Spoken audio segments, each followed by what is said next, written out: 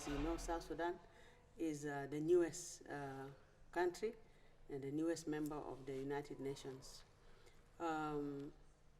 Young as we are as a nation, I think South Sudan is trying its best in terms of women representation at all levels of government, in parliament and also in the executive. My being the first female speaker in the history of our country, even when we were one country with Sudan since 1956, is a very huge milestone for South Sudan as a young nation. We are also ranking number 45 out of the 193 countries in terms of women representation in the parliament. And to me, this is an achievement.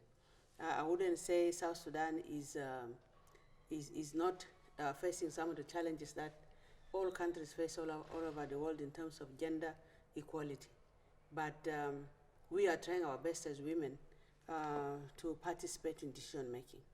First is starting to participate in political parties, because for women to be in the political arena, first they must be politically active by joining political parties, and not only joining but also participating in the decision-making structures of the party, like the political bureau, the councils, and bodies that actually make decisions. So I am a member of the SPLM political bureau, which is one of the highest bodies of decision-making within the party.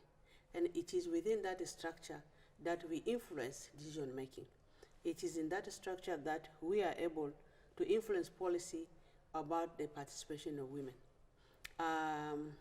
I was also the acting Secretary General of the ruling party itself, the Sudan People's Liberation Movement. And that gave me the opportunity to influence policy, to participate effectively in decision-making. Now, it is my party that nominated me to be the Speaker of the Transitional National Legislative Assembly. So in the Transitional National Legislative Assembly right now, we have about 34% of women participation. This is an achievement because as a new country, we are leading. We are ahead of countries that have been existing for a very long time. So our achievement is also related to our participation in the liberation struggle, the struggle that we underwent to get independence for South Sudan. So women participate on equal basis with their male counterparts in the liberation struggle.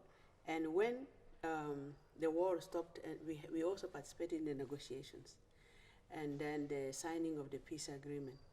And also, after the peace agreement, there were a lot of political processes like the constitution-making process, constitution amendment process, in which women also participated. And in that process, women were able to demand for a certain quota, affirmative action for women.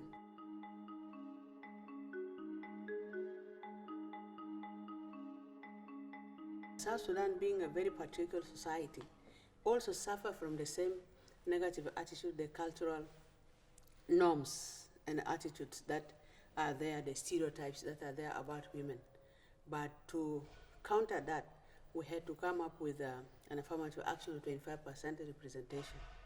And also we agreed on an electoral system that can be able to allow women to participate broadly.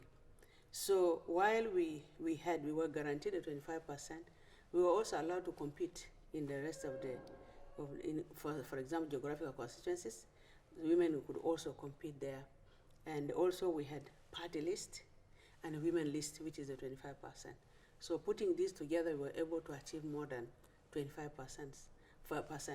So these are some of the experiences that other countries can also learn from. Being in this forum is an opportunity for us to share ideas and to share experiences as to how other countries are doing in terms of women's gender equality. We consider gender equality as a very important aspect of our politics, because gender equality is not only about having women representation, but it's a development issue. Because without the full participation of women who constitute the majority of most of our societies, it's like you're leaving aside the majority of your people who can now work hand in hand with men to accelerate development and sustainable development. It is from that angle that we feel that we need to participate together with men in order to lead our countries to success and prosperity. That's where we are. I would say we are not doing badly. We are trying our best. And as a female speaker, I will also make sure that within the structures of the party itself, I will ensure that women get the percentage that they deserve. By law, it is 35% requirement. Even by the current peace agreement that we have, the requirement is that in every at every level of government there must be 35% representation.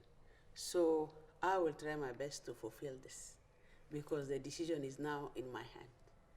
So if women are in decision making, then they will be able to make that, to influence policies that can empower women.